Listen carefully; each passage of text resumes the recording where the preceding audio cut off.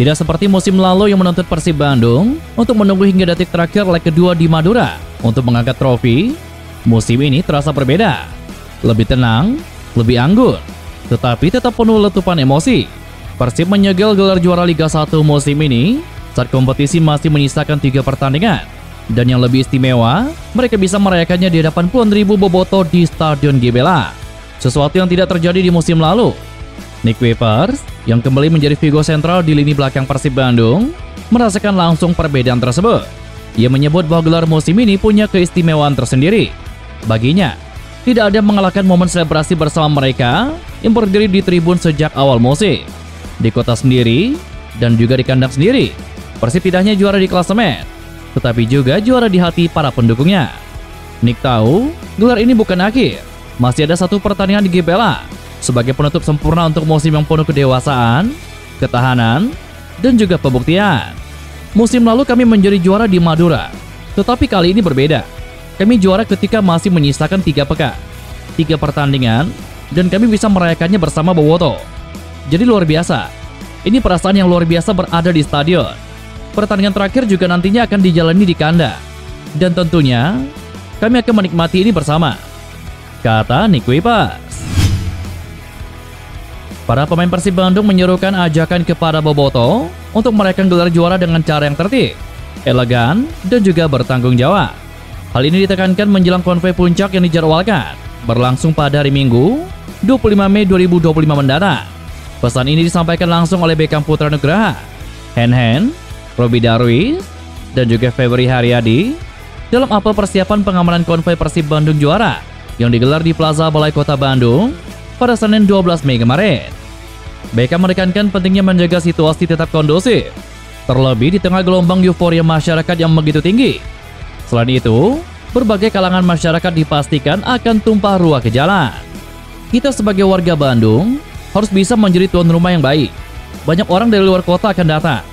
Jadi kita harus sambut dengan nyaman dan aman. Ini bukan hanya soal pertandingan, tetapi juga soal menunjukkan wajah ramahnya Jawa Barat. Semua kalangan akan turun ke jalan, bukan hanya anak muda, ada anak kecil, dan juga orang tua. Jadi kita harus saling menjaga. Jangan sampai ada yang dirugikan, karena keluarga pasti menunggu di rumah, kata Beckham Putra Nugraha. Senada dengan Beckham, bek kanan Persib Bandung, Hen Herdiana, juga berharap momen perayaan ini dapat berlangsung dengan damai dan juga penuh kebersamaan. Paling penting adalah menjaga kota Bandung kondusif. Jadi ini momen bahagia dan saling menjaga. Kita nggak tahu nanti di jalan seperti apa. Jadi yang penting, jaga diri masing-masing, kata Hen. Robby Darwish pun menyoroti pentingnya keamanan sebagai fondasi utama dalam perayaan yang melibatkan banyak massa. Intinya faktor keamanan, jaga ketertiban, rayakan dengan bahagia sebagai warga Jawa Barat, kata Robby Darwish. Sementara itu Febri Haryadi mengapresiasi langkah pemerintah Kota Bandung yang telah menggelar apel dan memberikan arahan teknis menjelang hari H. Dia juga mengingatkan bahwa euforia kemenangan tidak boleh mengabaikan kenyamanan masyarakat umum. Tetap aman dan kondusif. Ini hajat orang Bandung.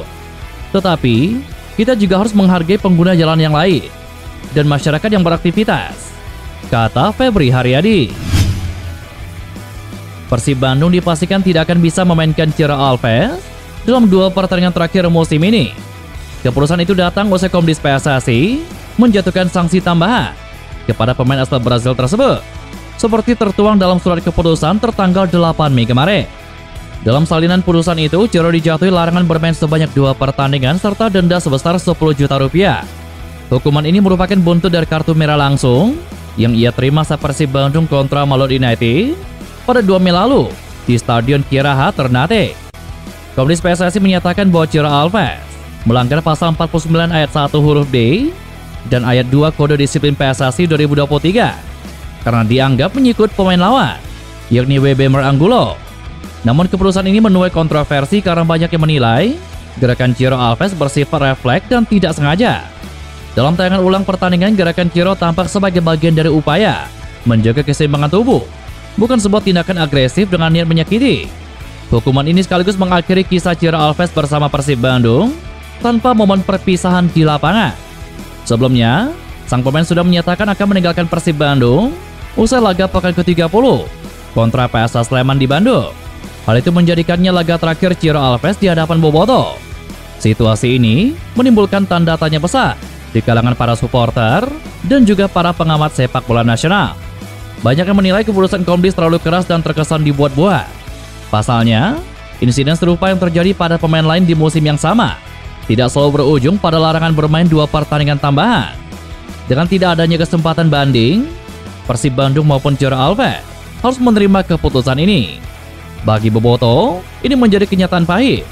Salah satu pemain penting mereka harus menutup perjalanan tanpa selebrasi terakhir bersama publik Bandung. Bek PSM Makassar, Yuran Fernandes, mendapatkan hukuman 12 bulan dilarang aktif di sepak bola Indonesia. Hukuman dari Komdis PSSI ini terjadi saat Yuran Fernandes memberikan kritik keras pasca laga kontra PSS Sleman. Menurutnya, sepak bola Indonesia harus melakukan perubahan, dan kritik ini disampaikan lewat Instagram pribadinya. Yuran juga sempat meminta maaf karena perilakunya tersebut beberapa waktu yang lalu. Namun Komdis masih dalam keputusannya, dan saat ini PSM Makassar masih mencoba untuk banding. Bernardo Tavares menjelaskan bahwa sanksi kepada Yuran Fernandes dianggap terlalu berlebihan. Dia mempertanyakan dasar hukuman tersebut terjadi karena ini berpengaruh pada nasib pemain. Kondisi ini membuat Yuran tidak bisa aktif dalam sepak bola Indonesia dalam setahun ke depan. Kasus ini bahkan sudah mendapatkan sorotan dari luar negeri. Salah satu jurnalis dari Portugal sempat tidak percaya kepada hukuman berat yang diterima oleh Yuran. Bahkan mereka menilai bahwa ini adalah kesalahan, dan 12 bulan menjadi hukuman yang belum pernah terjadi. Bernardo Tavares menambahkan dia sudah berkarir dan merasakan atmosfer liga dalam beberapa negara. Bahkan negara seperti Korea Utara yang dianggap keras tidak pernah melakukan hal tersebut. Dia menilai bahwa negara tersebut memiliki aturan yang jelas, dan ini yang harus dimiliki semua tempat. Selanjutnya dia berharap Yuran bisa mendapatkan keringanan dan masalah ini bisa diselesaikan dengan baik. Saya ingin mempertanyakan, kenapa 12 bulan sanksi larangan bermain diberikan kepada Yuran? Dia tidak layak mendapatkan 12 bulan, dan ini tidak pernah terjadi dimanapun. Saya sempat dikontak salah satu jurnalis dari Portugal. Pada saat dia mendengar kabar sanksi ini, dia berbicara apakah ini April Mall. Tidak ada di mana-mana memberikan hukuman 12 bulan seperti ini, kata Bernardo Tavares. Direktur Operasional PT LIB, Asep Saputra, memastikan pihaknya akan mendalami masalah penyerangan bus Persik Kediri.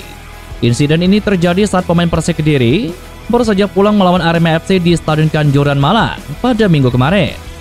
Ini menjadi respon cepat agar kejadian tersebut tidak kembali terulang di masa depan. Momen yang seharusnya menjadi pengingat karena Arema kembali ke Kanjuruhan justru dinodai oleh aksi supporter. Asep Saputra menjelaskan bahwa pihaknya mengecam aksi kekerasan yang dilakukan oleh oknum supporter. Menurutnya, semua pihak harus bisa menahan diri, terlepas dari hasil pertandingan di atas lapangan. Saat itu Singoedan harus tumbang dengan skor telak 0-3 di laga tersebut. Diprediksi, ini yang membuat kemarahan supporter semakin memuncak dan akhirnya berbuat kekerasan. Sementara itu hukuman untuk Singoedan saat ini tinggal menunggu waktu.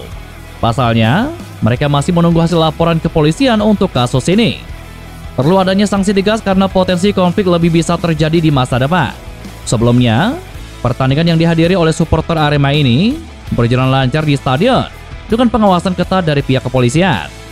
Namun keadaan berubah memanas saat bus akan pulang ke Kediri. Beberapa oknum supporter melakukan pelemparan kepada bus macan putih dan membuat beberapa kerusakan. Pelatih Divaldo Alves juga menjadi korban dengan luka di bagian kepala. Selain itu, banyak netizen yang menyoroti masalah ini karena pasca tragedi Kanjuruhan tidak ada perbedaan. Sementara itu pihak Arema sudah menyampaikan permintaan maaf atas insiden yang terjadi. Dari sisi Persik Kediri juga sudah memberikan tanggapan meski masalah ini masih akan terus diproses lebih lanjut. Bek Persib Bandung Nick Webers dikabarkan diminati mantan klubnya, yakni MVP Maastricht. Ia diharapkan bisa kembali ke Liga Belanda selesai membawa Persib Bandung menjadi juara 2 kali. Nick Webers diketahui telah bersama Persib Bandung sejak tahun 2019. Pemain asal Belanda tersebut bergabung dengan tim berjulukan Maung Bandung tersebut selama 6 tahun. Selama bersama Persib Bandung, pemain berusia 32 tahun tersebut telah menjadi andalan tim. Namun mantan pemain ADO Den Haag tersebut akhirnya berhasil membawa Persib Bandung meraih gelar juara Liga 1. Tak tanggung-tanggung, Nick Webers berhasil membawa Persib Bandung meraih gelar juara 2 kali. Nick Webers pertama kali berhasil meraih gelar juara bersama Persib Bandung pada Liga 1 2023-2024.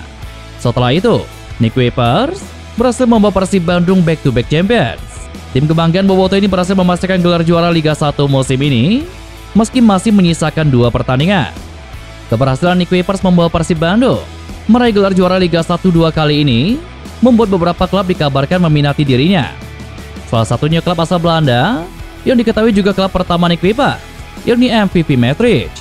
Klub yang pernah diperkuat Nick Kuipers itu saat ini diketahui bermain di divisi kedua Liga Belanda. Musim ini, MVP Maastricht finish di posisi ke-14 dan akan tetap berjuang di divisi kedua untuk musim depan. Kabar ini diungkap oleh media Belanda, Football in Limburg, bahwa mantan tim Nick Kuipers tersebut meminati bek Persib Bandung. Menurut media Belanda, ada 2 klub Liga 1 yang juga tertarik mendatangkan sang pemain. 2 klub yang dimaksud adalah Dewa United dan juga Persija Jakarta. Pemain yang telah mencetak 3 gol dan 1 assist dari 29 laga bersama Persib Bandung pada musim ini memang tidak aneh jika diminati beberapa klub. Nick Kuipers memang beberapa kali dikabarkan bakal kembali ke Belanda, meski tidak diketahui pasti ia bakal kembali ke Belanda untuk pensiun atau justru kembali berkarir dengan klub asal negeri kincir angin tersebut.